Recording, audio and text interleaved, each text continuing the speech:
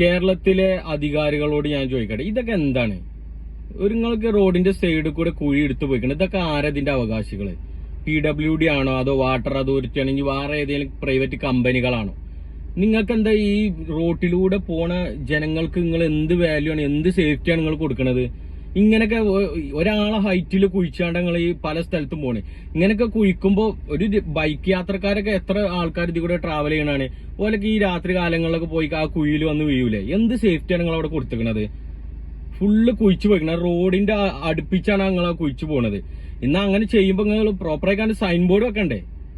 പോരാത്തിന് അയക്ക് കുഴിക്ക് ഒരാള് വീഴാതിരിക്കാൻ നിങ്ങൾക്ക് എന്താ കോൺക്രീറ്റ് ബാരിക്കേഷൻ വെച്ചുകൂടെ? അങ്ങനല്ലേ നിങ്ങൾ ഈ പുറത്ത് രാജ്യത്തേക്ക് ഈ മന്ത്രിമാരും വിലയൊക്കെ വികസനത്തിന്റെ ഇതിനും വേണ്ടിയിട്ട് പഠിക്കാനും വേണ്ടി പല രാജ്യത്തേക്ക് പോകുന്നുണ്ടല്ലോ, അവിടെയൊക്കെ ഇതേപോലെയാണല്ലോ വരുന്നത്. ഒരു കുഴിക്കാണെന്നുണ്ടെങ്കിൽ അതിന് സേഫ്റ്റി ആയിക്കാണ്ട് സൈൻ ബോർഡ് വെക്കലുണ്ട്, അതേപോലെ കോൺക്രീറ്റ് ബാരിക്കേഷൻ വെക്കലുണ്ട് ജനങ്ങൾ വീഴാതിരിക്കാന്.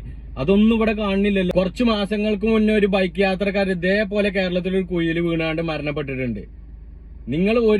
നിങ്ങൾക്ക് ജനങ്ങൾ ഒരു വാല്യൂ നിങ്ങൾ കൊടുക്കണില്ല. അങ്ങനെയാണെന്നുണ്ടെങ്കിൽ പ്രോപ്പർ ആയിട്ടുള്ള സേഫ്റ്റി കാര്യങ്ങൾ നിങ്ങൾ കൊടുത്തിട്ട് അവിടെ ചെയ്യുള്ളൂ. ഭരണാധികാരികൾക്ക് ഇതൊന്നും നോക്കാൻ നേരല്ല. ഓൽക്ക് എന്താ വെച്ചാൽ ഓല 5 വർഷം ഒരു ബുദ്ധിമുട്ടും ഇല്ലാതെ ഒന്നുമില്ലാതെ അങ്ങനെ പോണം. അതിനാണ്